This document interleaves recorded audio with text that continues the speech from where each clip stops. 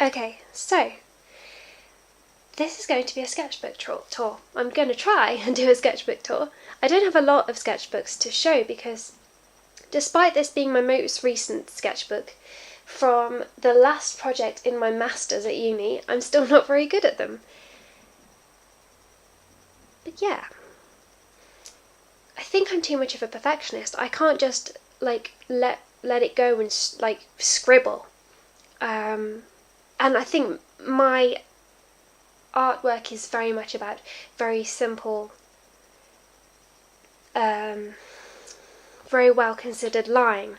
So to just scribble makes me feel very anxious. So this is about paracosms, which are very intricate imaginary worlds that it's often created by a child, but I think probably artists as adults still have them, or some do, because that's probably where all of your kind of ideas come from, all of your characters, especially those that create intricate worlds. They must have them in their head before they come out on paper. And this is mine, and it's a forest. So this is just kind of sketching things in that forest, characters and creatures and little fairies and things. So this here is a tree, and I hope you can see it. It's also a lady. So we'll try. Oh yeah, it kind of is focusing. So I love simplicity, and I just try to simplify the shape as much as possible. I like it to be a very still shape, but also to flow. This might sound very fine arty right now. I'm trying. I'm trying to make it make sense, and then I add complexity back in with decoration. You can see here on the side I've got very, very simplified trees, but you can still recognise them as trees or leaves. And that's kind of what I'm going for. I want the image to be easily read, but also interesting. So she is a tree lady. And this sketchbook, by the way, it's probably more of a notebook with plain pages. It's from Paper Chase. And they come in a set of 3 for £5, which I think is rather good. And it's probably not very good for wet media because the paper is very thin, but it's very smooth, so it's really good for using in pencil, which is what I've used it for in the sketchbook. And as you can see, I'm not very good at filling pages, so I apologise. This little fairy is probably very baffled as to why there's a giant blank space around her. But anyway, she does look a bit baffled, doesn't she? And they're very stylised. But as I said, I like interlocking shapes, and I really think about how these shapes fit together. And so even though you can tell it's a person, there's this kind of surreal abstract quality to it. I probably just went a lot in your ear, and I've just done it again, so I'm sorry. She's a tribes member. She lives in a little tribe in my head, and she's wearing a crown of keys, which I've written text to go with this, which I guess it makes more sense with the text, but I think they're kind of cool images on their own. And as I said, the face is super simplified, but you can still tell it's a face, even though it's quite detailed from a distance. You know, the 2 eyes and a nose, that's a face, and that's kind of all I really need to tell someone this is a person. All of the people, you can probably tell that I've designed are very lost and baffled looking, which is kind of what I want from I love the lines in her hair here. And I guess with a lot of people, when they do sketchbook tours, they get to a page and they're like, oh god, don't look at that. I don't like that page. And you won't find that with me, because I have whole sketchbooks that I just disregard and stop using because I've drawn a line that's bad. So I'm only showing you this one because all the lines in it are acceptable to my standard. And this is ridiculous. And I'm hoping with this channel that I will stop that and I will be able to scribble. So yeah. But yes, she's a little girl. Let's have a look. Oh, she is a little girl with antlers. And she seems quite proud of them. Oh, she's got a little blush on her cheeks as well. That's rather beautiful. And for these, I use a mechanical pencil, very tiny one. I think the biggest I go up to is 0.9, and then the one that I use mostly, 0.3 is kind of worn off there. But it's a very tiny pencil, very teeny tiny pencil. and in my more recent work, which I guess I'll show you at some point, it's a lot bolder, and I've been using the Faber-and-Castell. They're watercolour pencils, but I don't use them as watercolour pencils. I use them... It's upside down. Is it upside down? This is a very silly camera, it doesn't like focusing. Yeah, I'm not going to try and pronounce that. It's a Faber-and-Castell pencil. It's watercolour, but I just use it as it is, and for the very bold, thick line. And the reason being that, although I like these, I want to make them into screen prints, and they're way too delicate. I mean, some of the lines wouldn't come out, and I want it to be bold, and I want to keep that quality, the simplified quality, and have that pattern, but just a bit more punch, you know? And with these, if I show you some work that I've done in these at some point, they'll be a lot easier to see on camera, so that'll be cool. You can see I've used quite a bit of that. I've got some that are teeny tiny, but here we are with the mechanical pencils. This young lady is a sproutling, so her body is a plant pot and she is sprouting out of herself, which is a bit bizarre. I love the hair. Oh, what a cutie. And then I've see, plant hair. This girl has like tiny trees on her head, which is fun. I bought a book. I'll show you a book. Wait a moment. Where is my book?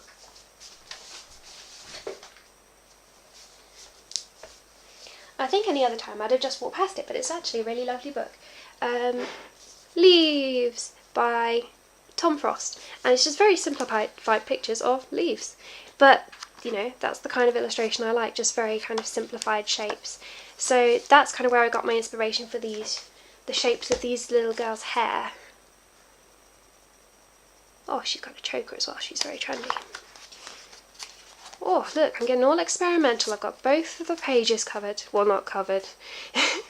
There's... And I'm using reference, so I just type bears into Google. And then simplifying it as much as possible. And sometimes the shape comes out really well. I like this dude. And sometimes not so well. I mean, he's a very squashed bear with a wonky face. Poor little guy. He's asleep. And, oh, these nice. I think the reference was a polar bear for that one. And I've got one of my people. I've got some more detail. Look, he's even got pieces of fur. So I've got a bit more detailed here. But I think that worried me and I went back to simple after that. But she's holding a bear. I suppose he's quite heavy. She doesn't look like she's struggling, but I think he's probably heavy. He's got a big butt. Oh, these are things. So in this, the text that I've written based on my forest that's in my head, there's just like lots of lost objects that you will find in there that this person wandering through will happen upon. So that could be animals or figures. I'm guessing there's not a real shark. I mean, there might be a real shark floating around there. I hope he's not like drowned in some bog. I hope he can fly through the sky or something, because that wouldn't be so nice. I like sharks. So they're just like little objects. And this is a dragon bear. Yes, I don't know why. More dragon bears. So I've used the reference of bears, obviously, because it's a bear, and then added wings to it. It's very creative, I know. He's rather cute though. I just simplify stuff as much as possible, but still trying to give it character. Oh, there you go. It's a simpler version of the one I showed you last time. She's got crazy leaf hair, and I way prefer that. Because all those silly lines and stuff, I just didn't need them. Where is he? Where is she? She's gone. She knows I'm insulting her. There you go. I just think that's more effective and more characterful than the one with all the flipping lines all over it. Oh, look. She's, the dragon bear can fly. Surprisingly, because his wings are very small, and I don't think in real life he could actually fly. One of them's dozing. She's like, hello, good job flying. So that's nice. Very simplified birds, and I'm talking blobs with beaks. That's all they really need, really, is a beak and some eyes. I guess Some of these birds wouldn't be very functional in real life, especially this guy. We've got a little fairy. I love doing the wings on these. Maybe again that's a bit too detaily and fidgety and what's the word? Finicky. I think that's made up. Finicky. And then this is, I'll probably do a video on this at some point actually. It's a lino cut print. So I think what I bought, it isn't actually lino, it's called Speedball and it's rubber. Oh, I've got some over here actually.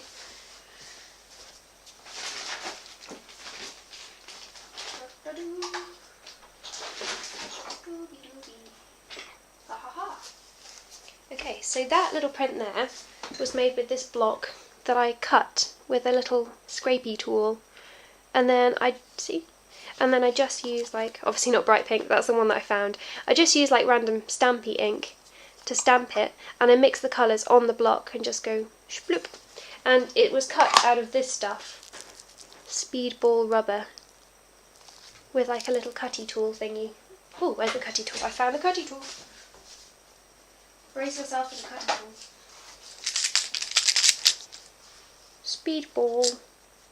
And there's like little cutty things that go in there, and they hide in it in here. So yeah, little cutty things. So I'm trying to get kind of texture and pattern into my work in a different way, and I experiment a little bit with that later on in the project. I can't get the top back on. Okay, cool. It won't be a minute. Right.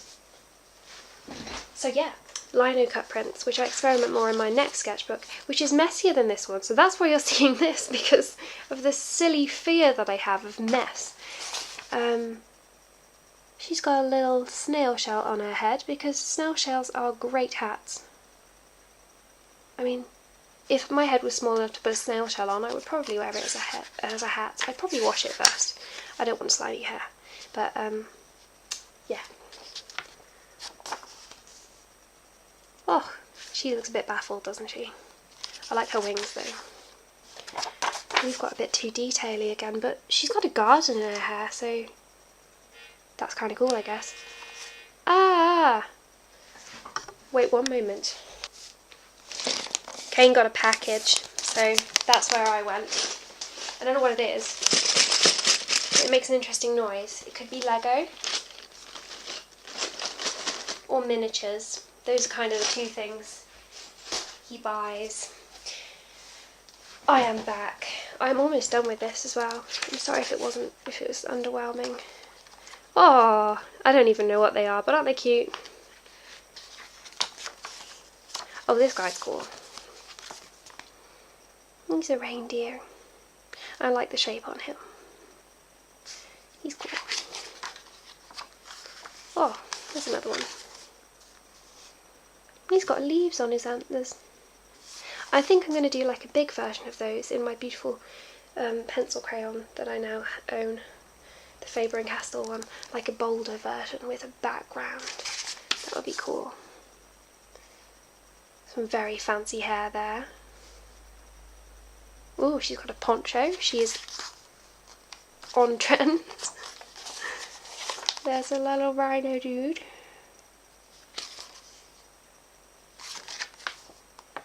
Ah, she's sleeping in a flower. So either that's a very large flower or a very tiny person. Probably the latter. Cool. Colours! I did this in fine liner, I think. Yay. And there's another lino cut print. I was just trying to do something like patterny as a background, but I think it's too distracting to then put anything over the top. Yeah, so I don't know, but it's pretty. And that there is a blank page. So yeah, a sketchbook. That is all. Don't forget to like and subscribe if you liked this or you wanted to see more. Thank you for watching. Goodbye.